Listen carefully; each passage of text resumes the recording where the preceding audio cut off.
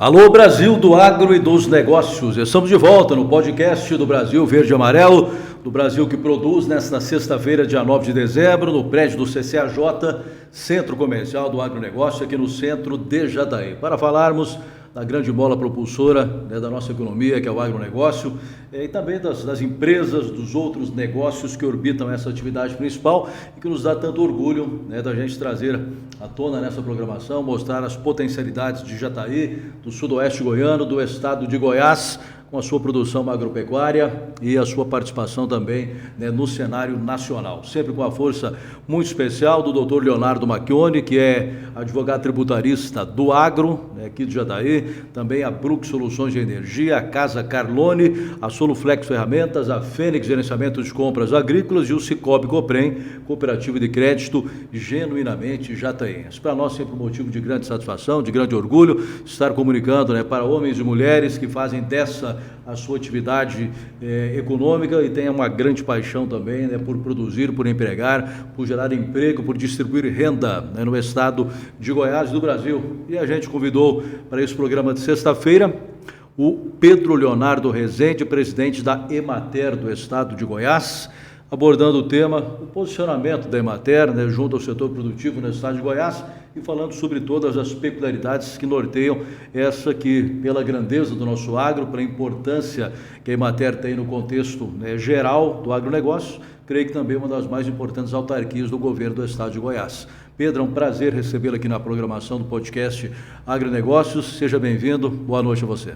Boa noite, Peterson. Obrigado pela oportunidade, e o prazer de poder te reencontrar. Eu que já tive a oportunidade de trabalhar aqui em Jataí. Perfeito. Morei aqui em Jataí por mais de 10 anos e tive a oportunidade de conversar com você por algumas vezes.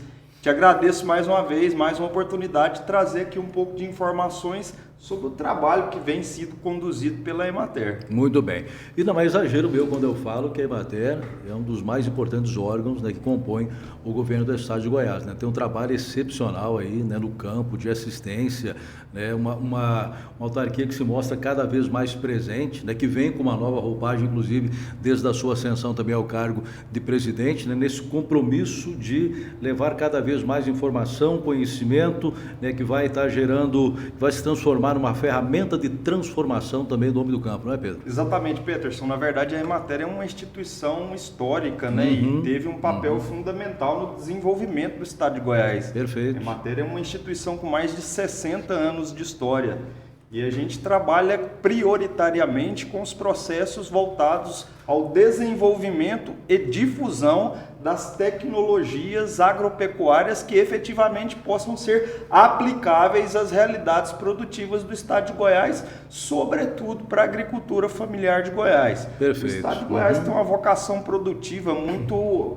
fundamentada no agronegócio, e esse é um setor que tem trazido desenvolvimento, tem sido o principal pilar de desenvolvimento não só do estado de Goiás, como do país de maneira geral. Então, a missão principal da Emater é promover a inclusão produtiva dos produtores da agricultura familiar, de forma que eles também possam se beneficiar de todo esse cenário econômico promissor, que é proporcionado pela atividade econômica do agronegócio. E para que isso seja possível, é fundamental que esses produtores tenham acesso a essas tecnologias e acesso às políticas públicas de apoio às suas atividades. E essa é a missão principal da Emater. Essa é a nova proposta de um novo extensionismo rural que a gente tem implantado nessa nova gestão à frente da Emater. Muito bem. A gente sempre faz questão de deixar claro, de enfatizar, de trazer para os holofotes aqui, mostrar para a sociedade a importância dessa agricultura familiar. Quando se fala em agronegócio,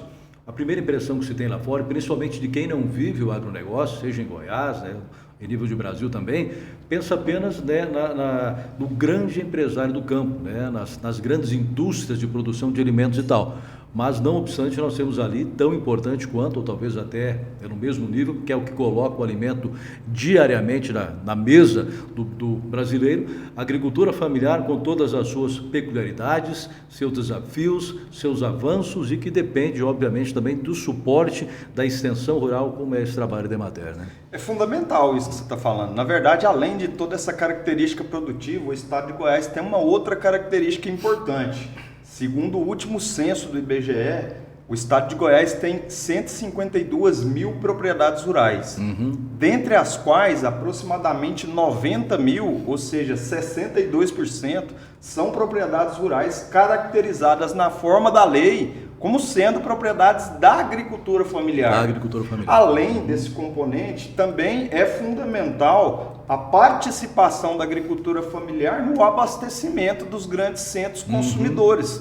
Tendo em vista que o que é produzido pela agricultura familiar, Peterson, muitas vezes são itens básicos, fundamentais, componentes da cesta básica, principalmente produtos de origem hortifruti granjeiros, o leite produzido em Goiás, 52% é proveniente da agricultura familiar. Então esses dados demonstram a relevância desse setor, não só para a manutenção de preços ao consumidor final, como também para manutenção do abastecimento contínuo desses itens que são fundamentais para que o consumidor tenha acesso ali desses itens que são consumidos diariamente. Perfeito. Você se referiu há pouco na abertura com relação à tecnologia. Difundir essas novas tecnologias, fazer com que a agricultura familiar tenha acesso a essas tecnologias. A gente fez um trabalho dias atrás até com o Hélio Hannes aqui, que já tem um conhecimento amplo também nessa área. Trouxemos um assentado que foi um caso de sucesso, que é um caso de sucesso na verdade, que recebeu a sua terra, conseguiu obter lucratividade em cima dela, criou uma microempresa, uma micro agroindústria familiar. Hoje conseguiu fazer com que a sua família permanecesse no campo, em cima daquela terra, está ampliando o seu negócio também. É um caso de sucesso que, junto com esse, todos os demais, a gente coloca que está diretamente linkado, está conectado com essa questão de levar a tecnologia para o campo, Sem acompanhar esse avanço tecnológico hoje, esse pequeno produtor rural também não tem como avançar. Exatamente. Além disso, Peterson, na verdade o que a gente tem percebido no setor produtivo de maneira geral, eu costumo dizer que todos os produtores são importantes, sim, sejam claro. Eles grandes, médios ou pequenos. Qual que é a diferença? Muitas vezes o grande produtor, o operador de commodities, o produtor exportador de grãos, ele tem todo um aparato tecnológico à sua disposição que é proporcionado pelas grandes multinacionais de tecnologia. Eu posso citar várias aqui, Bunge, Cargill, Monsanto, Elanco, todas essas são multinacionais de tecnologia agropecuária. Mas que nem sempre, Peterson, essas multinacionais de tecnologia agropecuária têm como objeto de interesse as cadeias produtivas da agricultura familiar. É difícil da gente imaginar a Cargill desenvolver um programa voltado à cadeia produtiva da mandioca, por exemplo, ou da horticultura. Então, é fundamental o desenvolvimento e difusão de tecnologias voltadas às cadeias produtivas da agricultura familiar. Muito bem. E quem faz isso prioritariamente são as instituições públicas de pesquisa agropecuária. A exemplo disso, a Embrapa é uma importante instituição de pesquisa pública agropecuária que tem o foco voltado às cadeias produtivas da agricultura familiar, assim como a Emater e as outras instituições de pesquisa pública que também desenvolvem essas soluções tecnológicas que são apropriadas às realidades e às necessidades das cadeias produtivas da agricultura familiar. Muito bem. Pedro Leonardo, nesse contexto todo, como que a Emater, como que ela vê hoje o pequeno produtor, a agricultura familiar no estado de Goiás? Qual que é o raio-x que a Emater tem hoje do produtor familiar? Na verdade, Peterson, essa tem sido a nossa grande proposta. O que a gente tem buscado é cada vez mais implantar um sistema de extensionismo rural mais humanizado e mais inclusivo. Certo. Esse é o nosso objetivo. O que a gente tem buscado é desenvolver tecnologias aplicáveis e também executar políticas públicas que são fundamentais ao desenvolvimento da agricultura familiar. A exemplo disso, o crédito rural. O crédito rural é um dos pilares de desenvolvimento rural. Existem várias instituições privadas que fazem o serviço de acesso ao crédito rural, mas nem sempre eles têm interesse em fazer esse trabalho de facilitação para o agricultor familiar. Até me permito aqui, para corroborar com o seu raciocínio, quando a gente convidou esse pessoal da agricultura familiar, esteve aqui o produtor que contou um pouco da sua história, falou e tal, a gente questionou Qual seria a principal ferramenta hoje que poderia dar um up na atividade de vocês e tal? Ele foi taxativo. Nós precisamos de facilidade no acesso às linhas de crédito para a agricultura familiar. Exatamente. E a dificuldade, muitas vezes, é que o produtor da agricultura familiar, ele não é interessante para as instituições privadas de crédito rural, porque muitas vezes são contratos de pequena monta. Né? Então, são contratos de pequenos investimentos, R$50 mil para aquisição de um ordem, que às vezes vai remunerar 1% para o escritório de planejamento.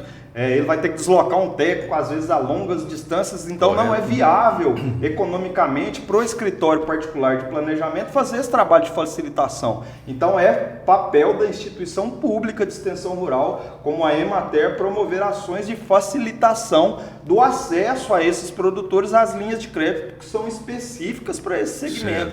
Eu cito aqui a principal linha de crédito, que é o Pronaf.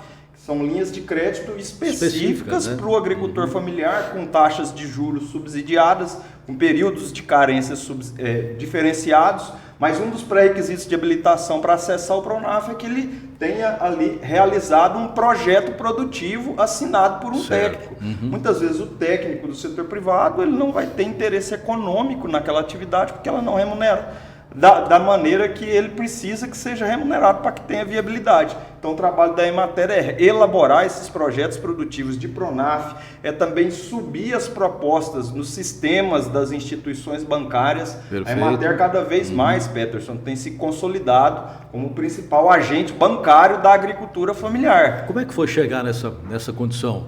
Que a gente tem que se impor, eu acho. Olha, nós somos aqui, agora é com a Emater, não é mais com a instituição. Exatamente, Pedro. E é fundamental, que até te agradeço mais uma vez a participação aqui, porque é uma oportunidade também da gente convidar toda a sua audiência para que possam conhecer um pouco mais da carteira de serviços da Emater, que está à disposição da agricultura familiar. Existem várias políticas públicas, tanto do governo estadual quanto do governo federal, que são voltadas ao fortalecimento da agricultura familiar. Muitas vezes o produtor rural da agricultura familiar não tem informações, não tem nem conhecimento dessas políticas públicas. Então aproveita aqui a oportunidade para convidar todo o setor produtivo que possam conhecer essa nova proposta de um novo extensionismo que tem sido executado pela Emater Goiás. Muito bem. Pedro, você falou um pouco na questão de humanizar, né? Fazer um trabalho de maneira mais humanizada, mais contemplativo, né? De que maneira que vocês veem isso na prática,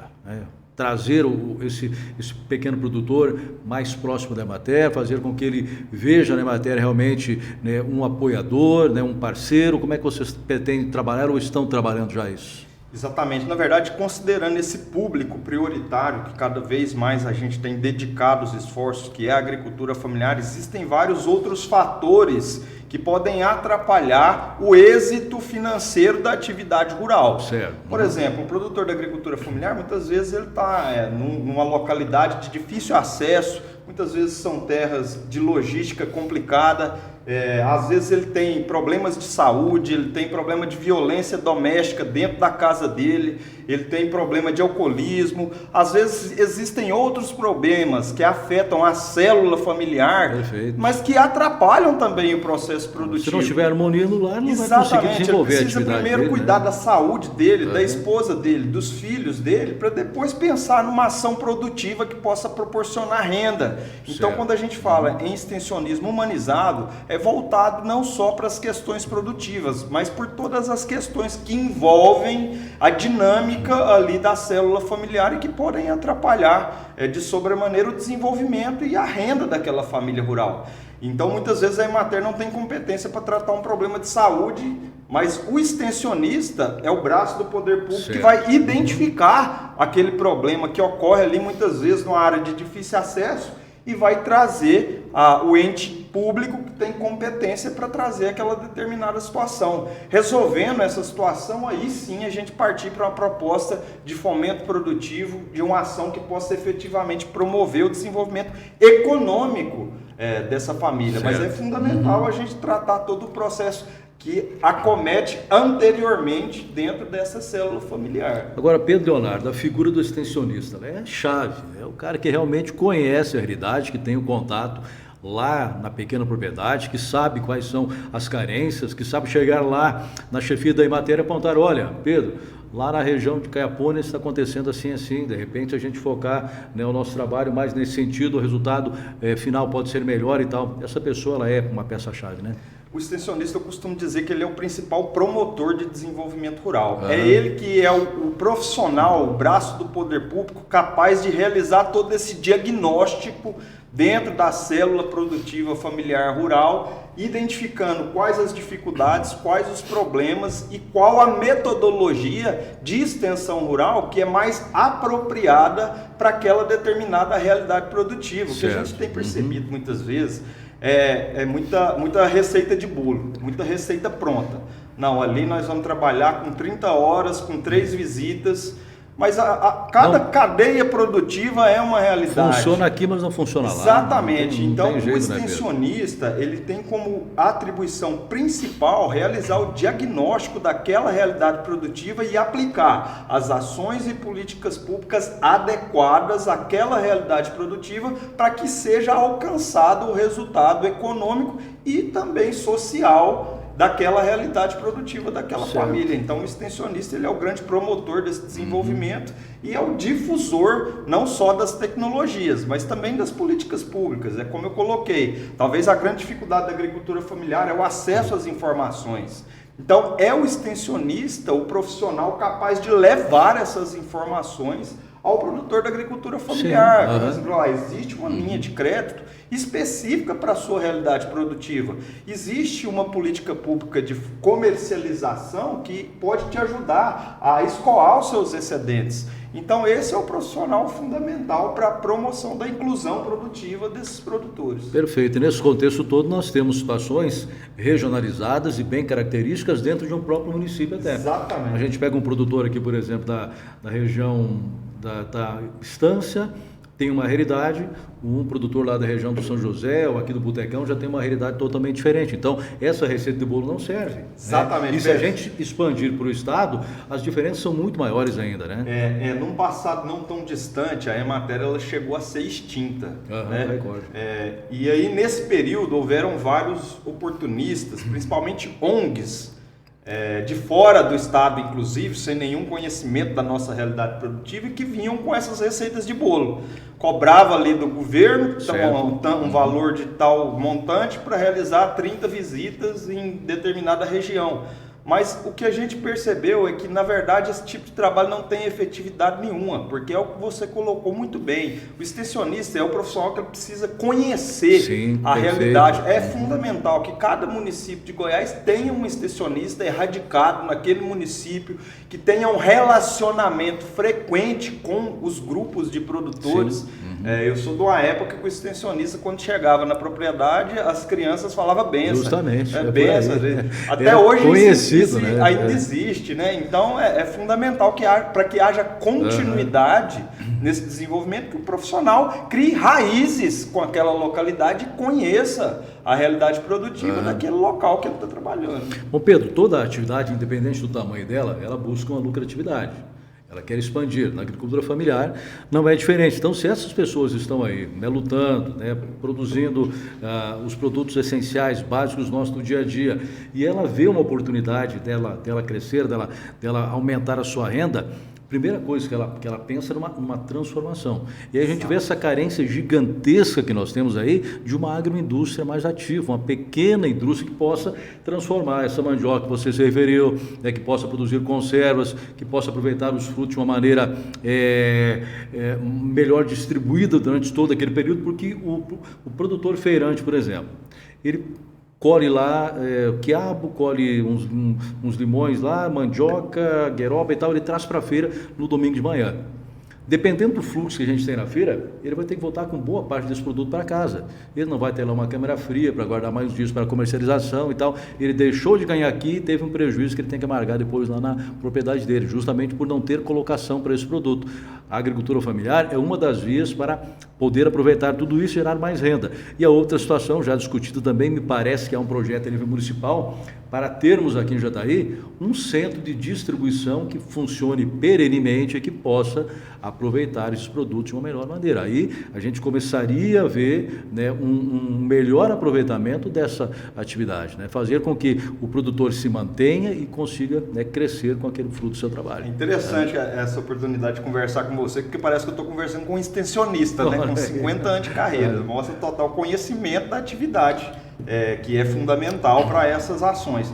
Na verdade, o que você colocou com muita propriedade, Pertus, é talvez uma das grandes dificuldades da agricultura familiar, que é acesso a canais de comercialização. Canais de comercialização. Muitas vezes o produtor, eu me arrisco a dizer que na maioria das vezes o produtor da agricultura familiar, ele sabe produzir bem, com qualidade, com escala, porque ele já traz aquele conhecimento empírico de gerações, ele sabe produzir bem. A grande dificuldade é colocar esses excedentes da produção nos mercados mais estruturados, que vão remunerar adequadamente. Muitas vezes é o que mais ocorre, o produtor da agricultura familiar fica refém de atravessadores, muitas vezes que é quem ganha, na verdade, tira proveito de toda aquela situação. Então, é um dos pilares para o desenvolvimento da agricultura familiar, acesso a canais de comercialização. A Emater tem executado uma política pública nesse sentido, Peterson, que tem mostrado resultados extremamente efetivos, que é o PAA.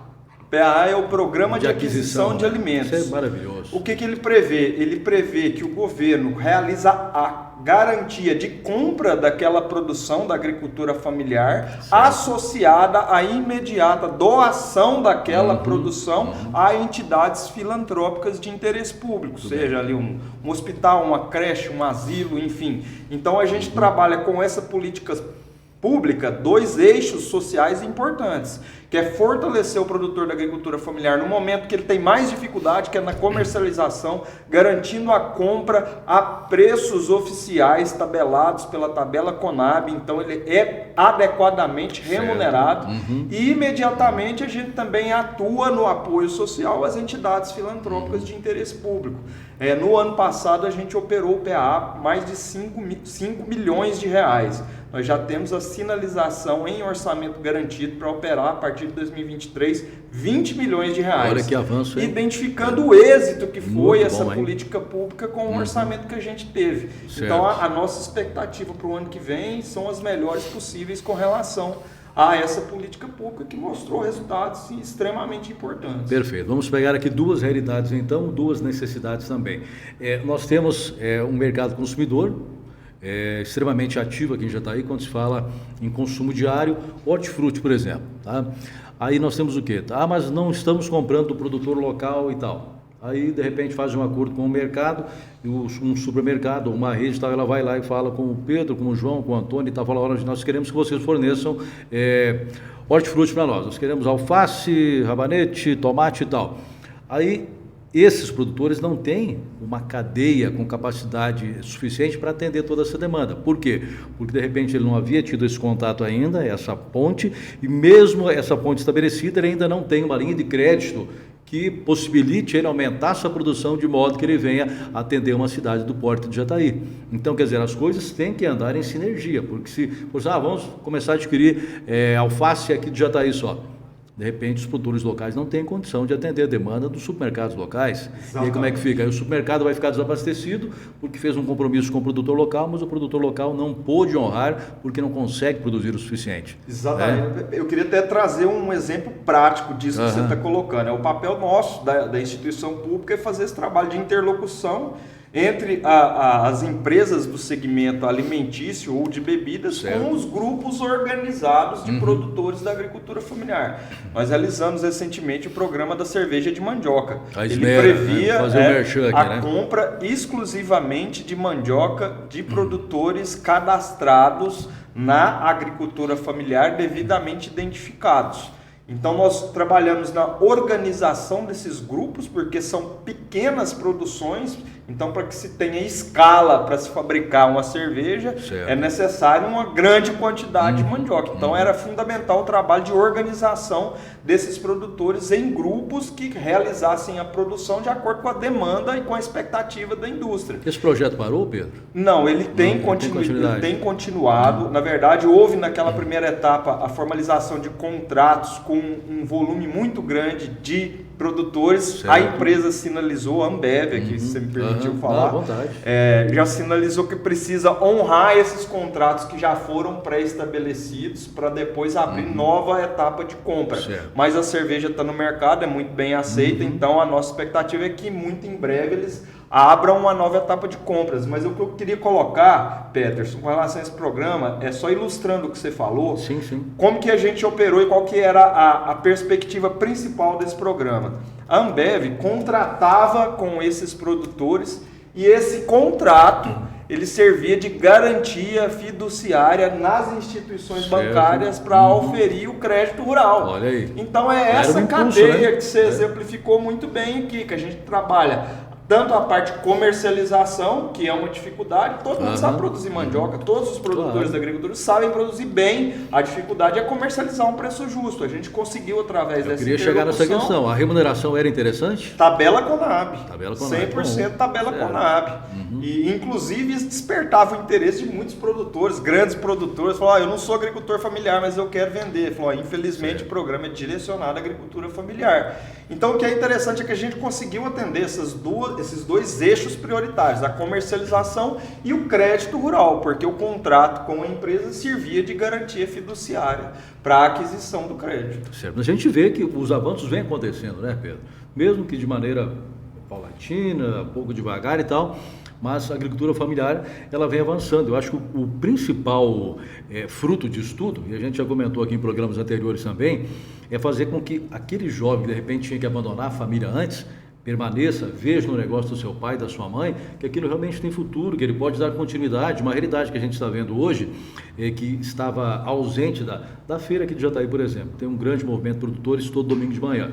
Fora as outras feiras que estão mais setorizadas também agora aqui em alguns bairros da cidade, né, durante o dia de semana. Mas lá, por exemplo, a gente chegava no final de semana, era só aquele casal, geralmente um casal já de mais idade, né, um aqui, outro lá, então não se via jovens trabalhando. Hoje a gente já vê a família toda inserida na feira ali, e produtores jovens também que já estão fazendo parte da feira, quer dizer, alguma coisa mudou. Exatamente, isso é importante sob duas perspectivas. Primeiro, sobre a questão do processo sucessório, o que a gente tem que estimular é a fixação dessa família rural dentro da atividade que ela já tem expertise, que já sabe produzir, já sabe ferir renda. Então é fundamental a gente dar continuidade a essas ações para estimular o processo sucessório. E também o que é fundamental, aqui não é uma realidade muito evidente nessa região, porque a região sudoeste é extremamente desenvolvida com relação a esse quesito, mas se a gente for pensar na agricultura familiar da região norte nordeste Goiás, né, do estado, o que a gente vê muitas vezes é situação de pobreza, extrema pobreza, né? Vulnerabilidade social, situação de exposição de extrema vulnerabilidade social.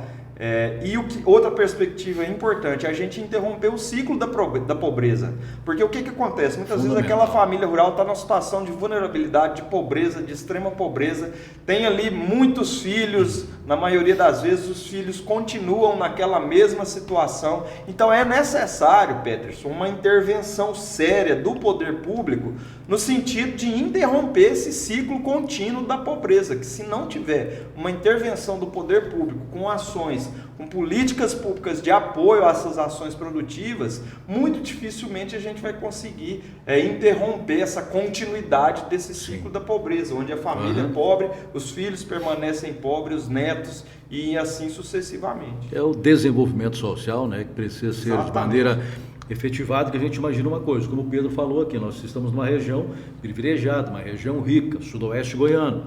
O que é produzido aqui, né, mesmo que às vezes tenha um pouquinho de excedente e tal, mas a grande parte ela é consumida, o produtor rural encontra onde colocar. Agora você imagina um produtor rural, lá do norte do estado, faz um projeto de uma horta, por exemplo, ele está longe de um grande centro, a cidade dele tem 3, 4 mil habitantes. Como é que ele vai fazer a colocação desse produto? Aí ele tem mais outros parceiros lá da agricultura familiar competindo com ele também.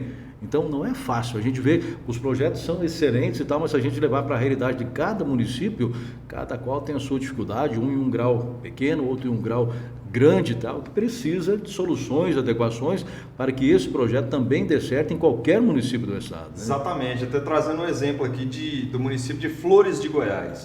Flores de Goiás tem uma característica muito particular, 70% da população é domiciliada na zona rural. É o inverso do que a gente tem aqui. É o inverso, exatamente, e tem como atividade econômica principal a atividade rural. Mas lá, muitas vezes a gente identifica essa situação que você colocou, extrema dificuldade de acesso à comercialização, acesso a crédito, enfim.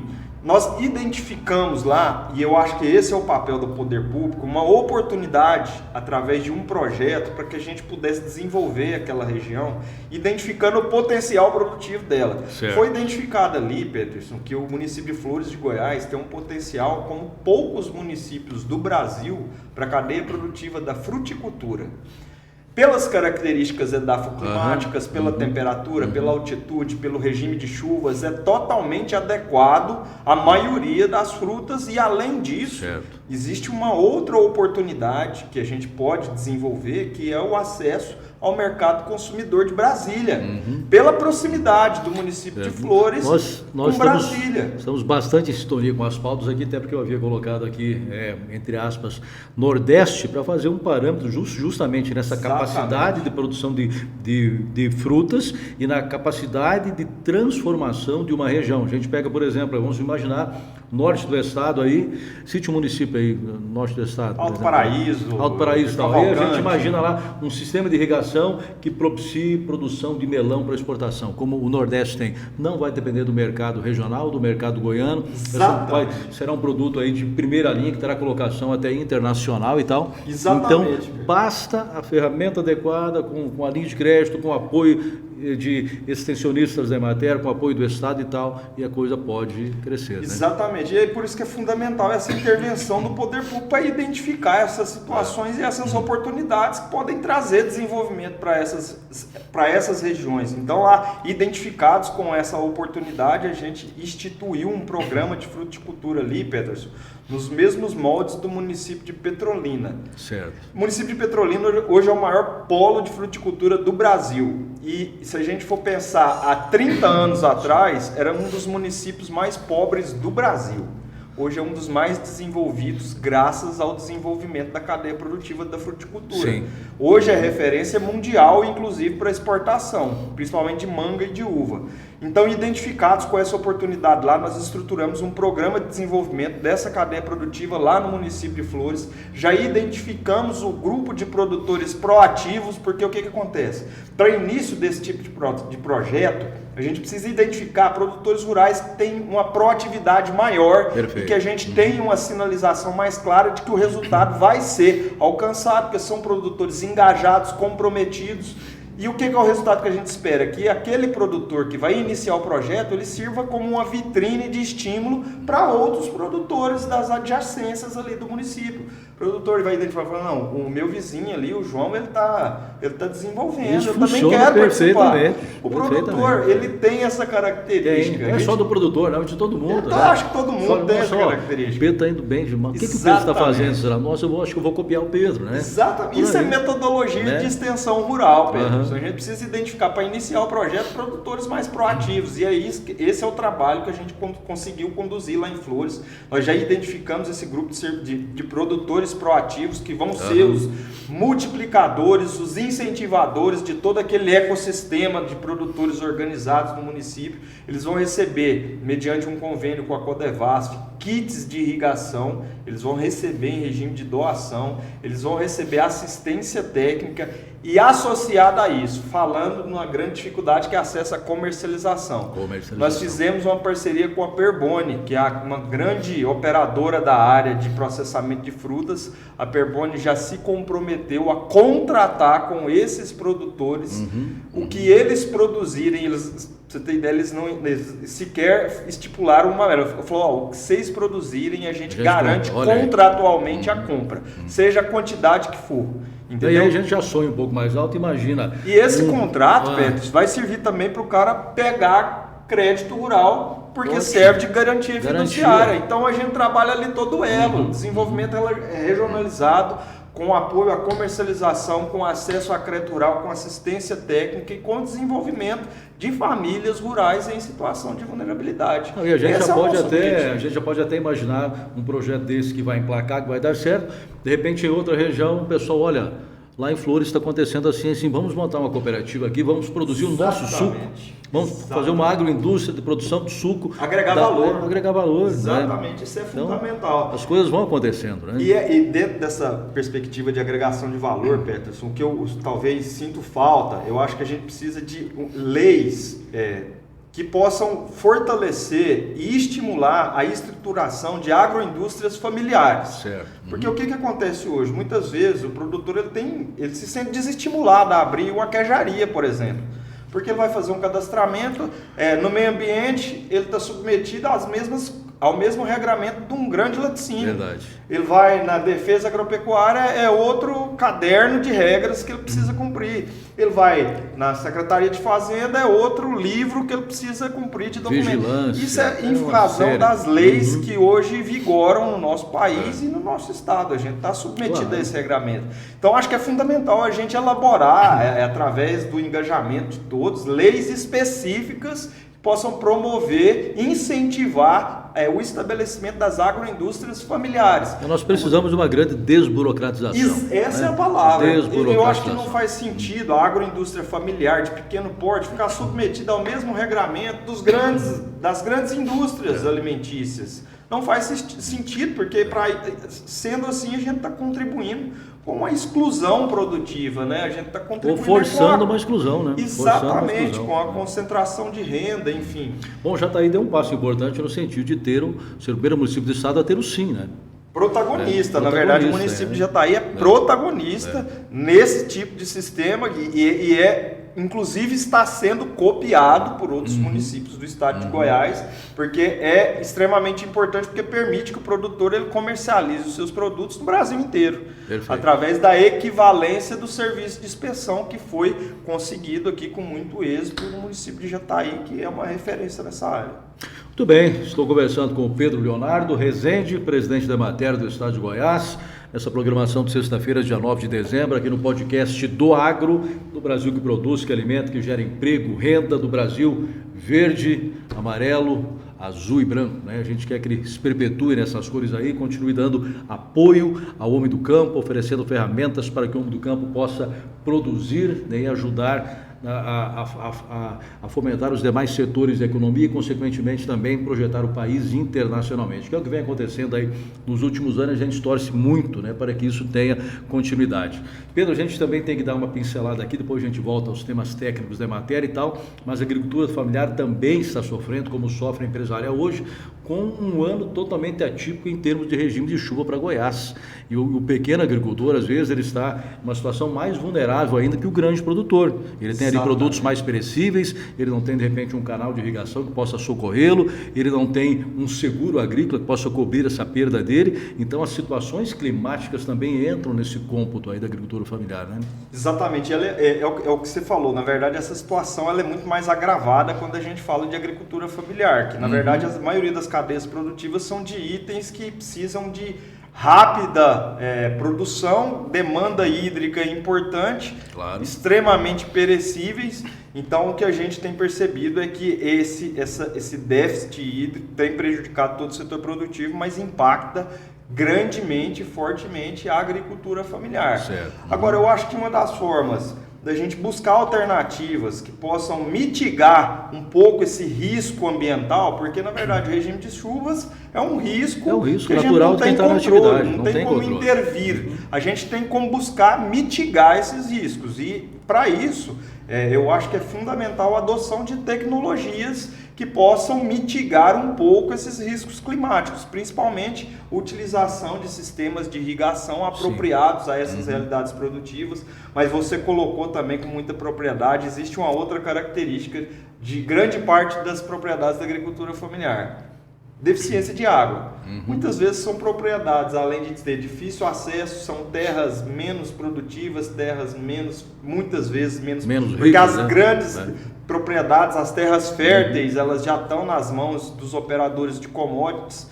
Então, além de todo esse fator complicador da deficiência hídrica, a gente está falando de solos vulneráveis, perfeito, mais pobres, né? Exatamente. Então, o que a gente tem buscado, Peterson, é propor tecnologias que possam mitigar, de alguma forma, um pouco esses riscos climáticos que vão estar colocando os agricultores familiares num nível de exposição que fica quase que impraticável produzir. Porque ele não tem é o que você colocou, ele não tem nenhuma segurança de que aquilo que ele vai investir, ele vai ter o retorno financeiro adequado que possa honrar todo aquele compromisso financeiro que ele fez durante o ano. Então essa é uma situação. Nós temos uma situação aqui emblemática, até o nosso convidado esteve presente falando sobre agricultura familiar aqui, e ele deu o exemplo de vizinhos dele, um assentamento Nossa Senhora de Guadalupe, bem próximo à cidade aqui, né, e está numa localidade de terras boas e tal, mas justamente por causa dessa questão da dificuldade de acesso a crédito, para poder fomentar alguma coisa e tal, ao invés dele aproveitar aquela área dele ali, 14 hectares, 10 hectares e tal, e tentar verticalizar essa produção para agregar valor, ele teve que optar a rentar para a soja ou para a milho, que traz uma renda muito pequena, porque a propriedade é pequena, então ele vai receber lá seus 15, 20 sacos de arrendamento numa área pequenininha, para diluir durante um ano aquilo. E além disso, provavelmente ele sai da sua propriedade rural, ele vem para a cidade, muitas vezes sem qualificação, muitas vezes ele não tem acesso a uma outra alternativa de renda, um emprego pela falta de qualificação. Então isso envolve várias questões, inclusive de ordem social. Correto. Então essa situação que você está colocando demonstra a importância da gente trabalhar ações que possam promover a fixação desse produtor rural de excelência na atividade pela qual ele tem expertise. E o produtor rural, você conhece bem, Pedro, o produtor rural ele é apaixonado pela atividade. Justamente. Ele não quer abandonar a atividade, por mais que ela não seja efetivamente lucrativa. Ele aprendeu aquilo a vida inteira com a família dele, com os pais, com os avós. É aquilo que ele tem vocação, ele tem sacerdócio naquela atividade. Então eu acho que é extremamente gravoso para a sociedade de maneira geral, essa população rural de baixa renda sair da atividade e muitas vezes vir para os centros urbanos sem qualificação, às vezes proporcionando maior custo ao poder público. Então a gente tem que buscar alternativa de fixação do homem na atividade pela qual ele tem vocação produtiva. Perfeito. Bom, estão conosco nessa grande jornada pelo agro, pelos negócios, Dr. Leonardo Mattioni, advogado tributarista do agro, a Brux Soluções de Energia, a Casa Carlone, a Soluflex Ferramentas, a Fênix Gerenciamento de Compras Agrícolas e o Cicobi Comprem, que é a cooperativa de crédito genuinamente jataiense e alavancam essa grande programação, né, do Brasil, que produz Brasil Verde e Amarelo, que a gente sempre deixa bastante ênfase aqui, nesse orgulho de ser brasileiro e de poder estar, né, junto de pessoas que têm esse compromisso com a produção de alimentos. Mais de 1 bilhão e 300 milhões de pessoas no mundo dependem da produção brasileira, dependem de cada homem e de cada mulher que está ali no campo, dando o seu suor, se dedicando no dia a dia para que a gente consiga produzir cada vez mais alimentos. Não é diferente também o papel da agricultura familiar. E a gente está falando aqui de várias situações, inclusive de percalços, dificuldades, problemas, e um grande problema também, a gente espera que comece a melhorar a partir do ano que vem, porque estamos em uma transição de competências com relação à energia elétrica, sai Enel, chega Equatorial, a gente teve aqui já há poucos dias inúmeras ligações lá na Rádio Sucesso, por exemplo, dizendo, olha, estamos há 6 dias, estamos há 4 dias, eu perdi todo o meu leite, a minha família que tem, a minha tia, ela é diabética, ela tem que colocar a insulina dela para ficar no gelo e tal. Então é uma questão social, uma questão de produção, uma questão econômica e que se arrasta ainda por muito, muito tempo. A gente tem esse grave problema da energia, né? Exatamente, e essa situação ela é parecida com a situação que a gente havia comentado aqui agora há pouco, sobre a questão do regime de chuvas. Essa situação de limitação de acesso à energia para a agricultura familiar, ela é muito mais gravosa. Grave, né? Ela é ainda muito mais prejudicial, porque o produtor médio, grande, ele tem como buscar alternativas, tem como colocar um gerador para refrigerar um tanque de expansão. Agora, muitas vezes o produtor rural da agricultura familiar não tem condições é de ter alternativas que possam atender a demanda de energia. Agora, acesso à energia, eu acredito que é um pilar necessário se a gente quer desenvolvimento rural. Eu não consigo visualizar desenvolvimento rural sem energia. Não tem como. E isso traz uma certa insegurança, né? Porque principalmente agora nesse período de transição, que a gente não sabe muito bem como que vai funcionar, mas eu quero acreditar, e na verdade, tudo indica que isso vai acontecer, que a partir de agora a gente vai ter uma melhoria no serviço, porque houve alterações até no poder de fiscalização do governo em cima de toda a operação de distribuição. Então eu acredito que a partir de agora a gente vai conseguir pelo menos ter a manutenção adequada para que não haja descontinuidade, porque o que atrapalha é a descontinuidade, né? E entra até nessa questão da humanização desse atendimento, porque o produtor rural ele precisa de um conforto na casa dele, precisa poder no seu momento de descanso, assistir uma TV, receber lá as informações, ter uma internet. Hoje praticamente está todo mundo conectado, depois de um dia de trabalho, chega à noite em casa frio, quer tomar um banho quente e tal, e ele não tem isso que aqui na cidade tem. De repente ele fala aqui com o irmão dele, com o compadre dele, está na cidade, fala: o que você está fazendo aí no campo, aí na roça? Abandona isso aí e vem para a cidade, aqui você tem conforto. Exatamente. Aí na roça você não tem. Pedro, a gente já tem padecido fortemente com essa restrição no problema do fornecimento de energia elétrica, mas eu ainda tenho esperança que a partir de agora a gente vai conseguir uma solução definitiva para essa questão. Todo mundo espera, né? O que a gente busca é desenvolvimento. Eu não acredito em desenvolvimento sem energia. Não, sem energia não tem. Já está aí, perdeu já indústrias aí, produtores hoje estão instalando pivôs sem essa possibilidade, tocando pivô com gerador ou puxando uma rede do próprio bolso. Então são situações que uma região rica como a nossa não podia estar passando por elas, né? Exatamente. Na verdade é um complicador para o desenvolvimento regionalizado, inclusive. E mais uma vez, a gente está falando aqui de Jataí. Agora imagina essa situação no Nordeste de Goiás. Eu acredito que é muito mais crítica, né? Porque lá depende-se de energia para praticamente tudo. Certo. Eu estou aqui com o site da Emater aberto, né? Também com o Instagram, diga-se de passagem, muito bem feito, bem explicativo, de fácil entendimento e tal, e acesso para todos que tiverem lá interesse. Vamos pegar alguns programas aqui, ações da Emater para a gente fazer um bate-bola aqui, Pedro. Emater disponibiliza sementes de milho a preços acessíveis para agricultores familiares no estado de Goiás. Que abrangência tem esse projeto, Pedro? Pedro, esse projeto tem sido fundamental, porque muitas vezes o produtor rural ele não tem acesso a essas sementes geneticamente melhoradas, né? Tecnologia embutida na semente. A tecnologia que está presente naquela semente, ela muitas vezes é onerosa para o produtor da agricultura familiar. Para você ter noção, aqui em Jataí, eu acho que talvez essa situação é evidente.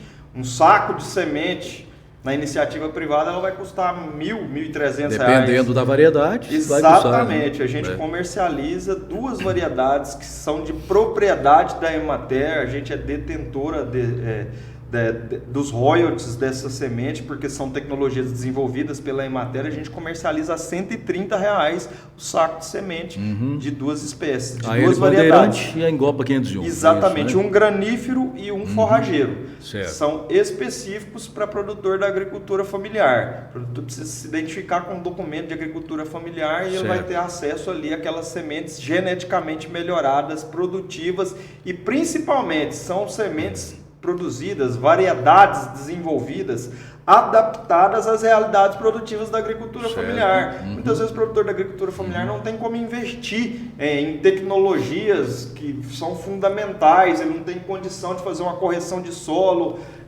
muito adequada, ou não tem condição de fazer um sistema produtivo adequado para a produção dessas genéticas diferenciadas. Então são variedades específicas para a realidade produtiva da agricultura familiar. Perfeito. Aqui, segundo a matéria, são disponibilizados 9.000 sacos de 20 quilos de sementes. Nessas variedades que a gente falou, o valor de R$130 o saco. Exato. São consumidos todos esses 9.000 aí, Pedro? A gente trabalha sob demanda. Na verdade, essa demanda perfeito. Ela cresce a cada ano. Mas entendi. Os nossos extensionistas que estão nos municípios é que sinalizam para a área de produção da Emater qual a quantidade, qual que é a demanda que ele identificou no município. O extensionista lá do município de Flores de Goiás, ele sinaliza para a gente, fala, aqui tem uma demanda para 500 sacos. A gente faz toda essa entabulação e produz de acordo com a demanda. A nossa expectativa para o ano que vem é que a gente possa alcançar 12 toneladas. 12 toneladas, um avanço interessante também, cerca de 30%, né, no próximo ano que vem. Bom, falando sobre as ações da Emater em si, né, dessa busca, né, sempre pela excelência. Eu estava vendo uma matéria que antes achei que a Emater alcança o 3º lugar no ranking compliance. Né? Quer dizer, de pegar e cumprir o BDC, está de acordo com aquilo que define as normas, as regras, as leis, os procedimentos que são determinados pela organização do Estado. Né? Pedro, na verdade, eu tive a oportunidade de receber esse prêmio hoje lá em Goiânia. Foi hoje? Eu saí do evento, já vim direto aqui para Jataí. Então, para nós foi uma alegria. Na verdade, é fruto de um trabalho que a gente já vem conduzindo há algum tempo.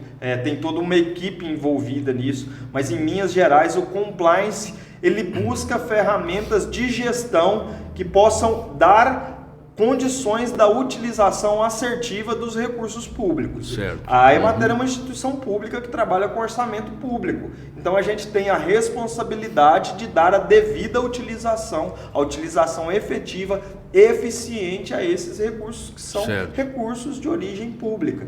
Então as ferramentas de compliance, dentre elas, por exemplo, a gestão de riscos, que vão permitir a utilização assertiva desses recursos. E a Emater teve esse reconhecimento aí da Controladoria Geral do Estado, alcançando o 3º lugar entre 45 órgãos da administração pública. Eu já ia destacar isso para quem está nos acompanhando, uma 3ª colocação, que é muito representativa, ainda mais quando a gente fala em 45 instituições que estão junto, órgãos do Estado que estão juntos nessa disputa interna. Eu costumo dizer, Peterson, que a premiação ela é importante. Lógico que é a coroação de um trabalho que vem sendo, é gratificante.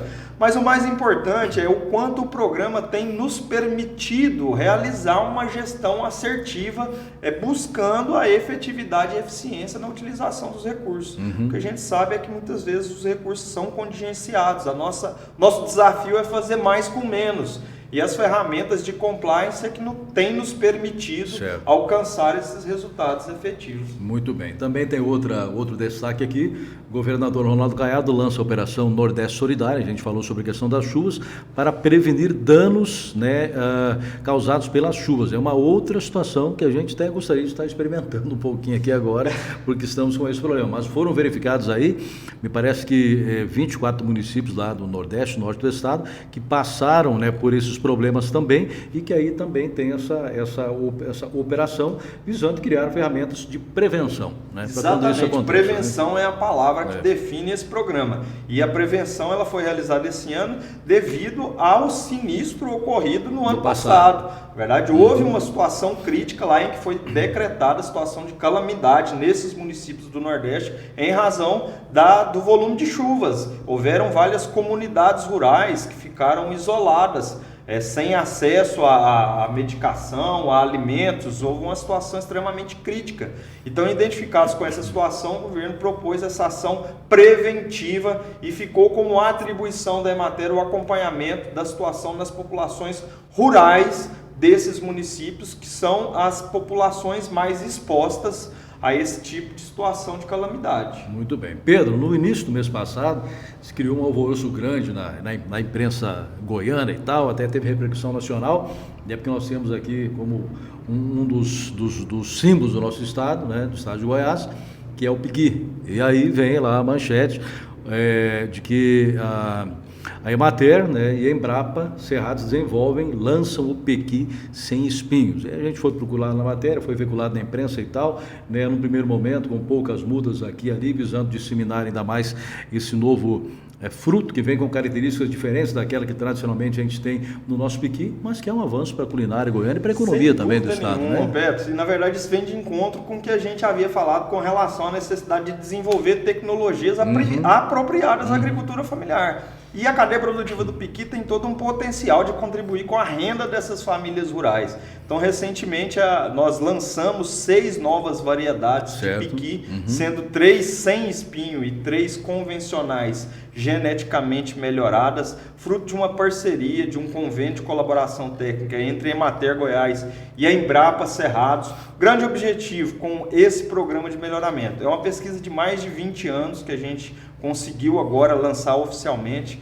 A grande expectativa nossa é que proporcione aquilo que a gente vinha conversando da necessidade de agregação de valor à produção da agricultura familiar. O piqui sem espinho, ele traz a grande vantagem de permitir um processamento industrial mais eficiente. Porque o piqui com espinho é extremamente difícil de ser processado, muitas vezes é inviável, porque muitas vezes aquilo que é produzido, seja a conserva ou a fita de conserva, ela vem contaminada com espinho e o processo de retirada desse espinho muitas vezes é ineficiente. Ele é oneroso e desestimula. Então, o piqui sem espinho ele traz essa vantagem na facilidade do processamento industrial do piqui, com o objetivo principal de agregar valor. Eu acho que além dessa questão de agregar valor e tornar mais industrial o processo de transformação do piqui e tal, de repente traz mais segurança também a quem tem vontade de comer o fruto, mas acha perigoso, né? Fala, se você principalmente morder, os turistas, né, Peterson? O turista muitas vezes ele quer ter uma experiência ali com produtos que trazem essa identidade,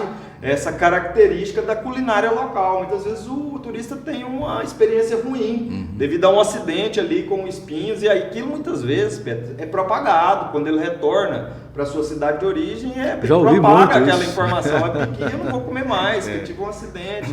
Então também tem essa perspectiva de fortalecimento do turismo gastronômico, porque o piqui é um produto que traz toda a identidade do estado de Goiás. Perfeito. Muitos estados, Pedro, querem para si esse protagonismo, Minas Gerais deles, mas eu acho que esse tipo de ação consolida o estado de Goiás como detentor tradicional desse item que traz toda a identidade do povo de Goiás, do povo de Jataí, de toda uma região.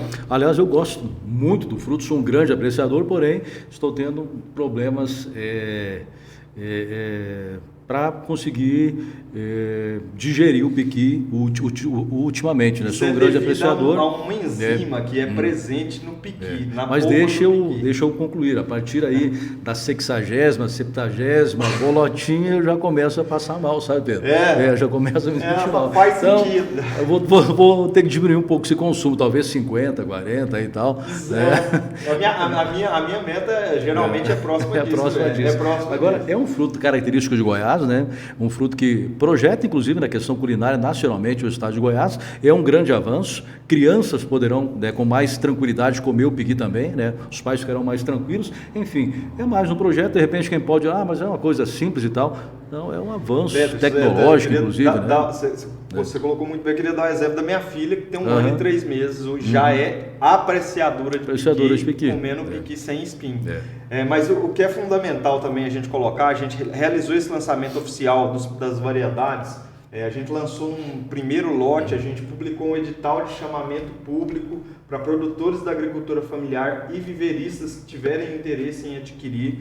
Foi esgotado em praticamente 10 dias, mas nós já estamos trabalhando na produção do segundo lote, mais de 20 mil mudas de piqui sem espinho. Outra característica extremamente importante dessas variedades, a gente conseguiu reduzir pela metade o início do processo produtivo. Muitas vezes o produtor que adquire as mudas de piqui sem origem conhecida, essa do mercado comum, aquilo vai começar a produzir daqui a 10, 12 anos, 15 anos, se produzir, pode ser que nem produza. Verdade. E a gente conseguiu reduzir pela metade esse tempo. Essas variedades que foram lançadas pela Emater Goiás, elas vão iniciar o processo produtivo entre 4 a 5 anos. E isso tem um desdobramento extremamente importante no retorno financeiro daquele investimento que foi realizado em menor tempo, né? Não faz sentido o produtor implantar, por exemplo, uma roça de piqui para ter o retorno financeiro daqui a 15 anos. Sem dúvidas. Bom, a Emater também quer expandir cada vez mais o seu elo com o público de Goiás. A Emater está no Instagram, a Emater tem o site dela, né, e também tem essa facilidade de você acessar as informações hoje no próprio celular. Então também é a tecnologia trabalhando para encurtar essa distância e colocar a Emater mais próxima também do pequeno produtor, né, e da sociedade no todo, né, Pedro? E identificados com essa tendência, né, Peterson, a gente tem investido cada vez mais em ferramentas de tecnologia que possam aproximar o produtor rural do extensionista. A gente lançou o aplicativo de celular que é o Emater Mob, através do qual Mob, né? Me fugiu o nome. Emater Mob, ele inclusive está disponível para download nas plataformas iOS, também Apple.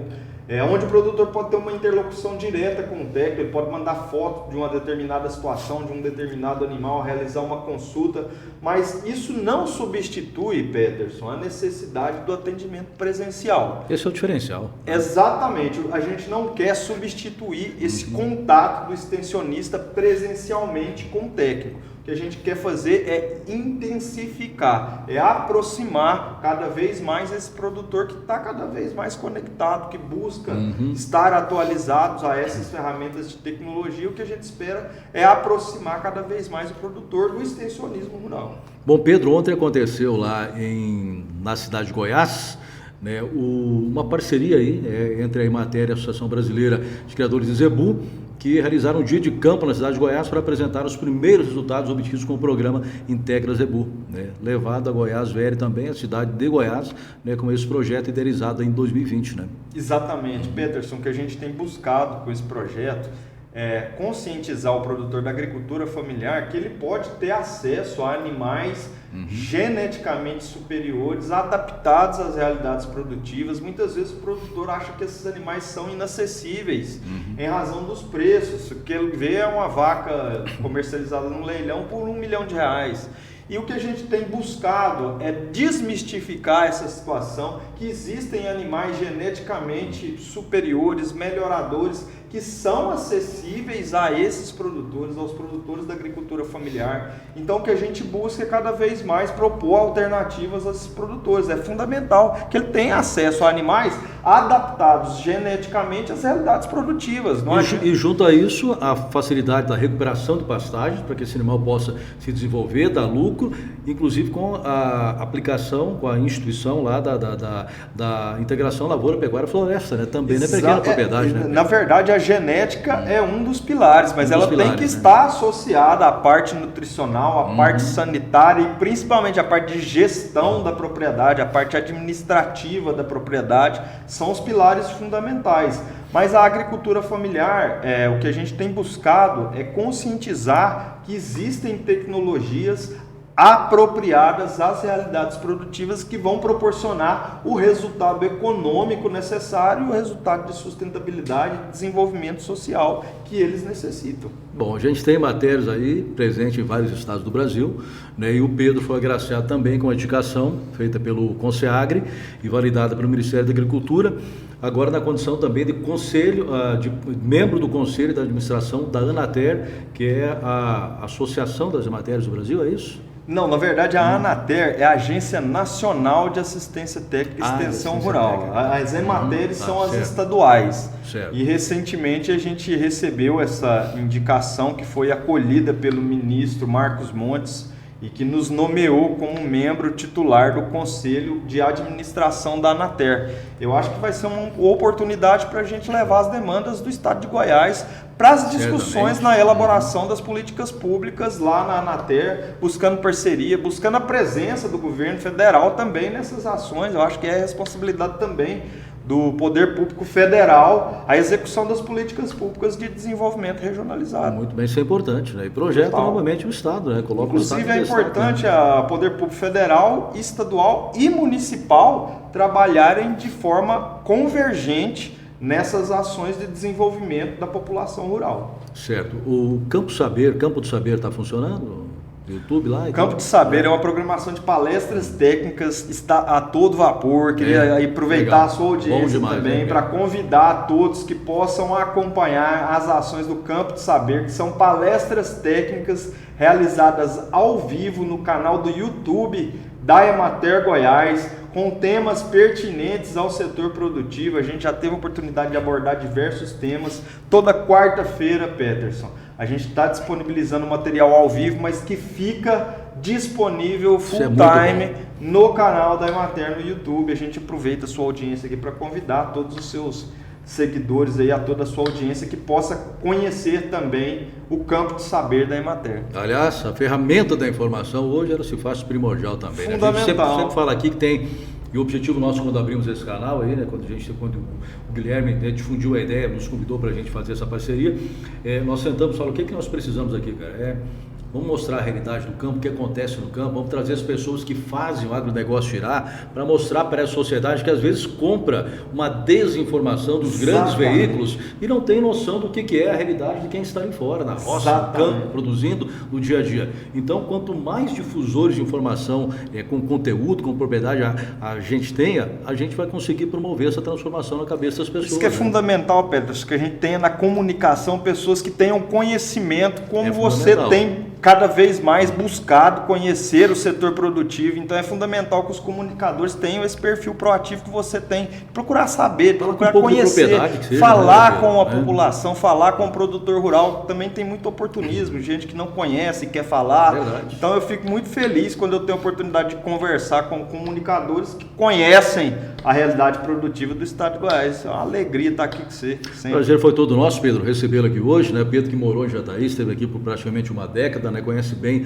a nossa realidade, certamente levou muita experiência, muita coisa boa daqui para ser disseminado em outros locais também. Está à frente da Emater hoje, né? Faz parte hoje também de um conselho nacional, né? Goiás muito bem representado, a Emater muito bem representada, né? Com os demais profissionais que trabalham tanto no administrativo quanto extensionistas que estão no campo no dia a dia, ajudando a alavancar a nossa economia, a nossa agricultura familiar, principalmente, que é o trabalho principal, o foco da Emater nesse sentido. Então, você leve aí, Pedro, nosso abraço a toda a sua equipe. Estamos nos disponibilizando aqui sempre que vocês tiverem algum assunto que julgarem interessante a gente abordar.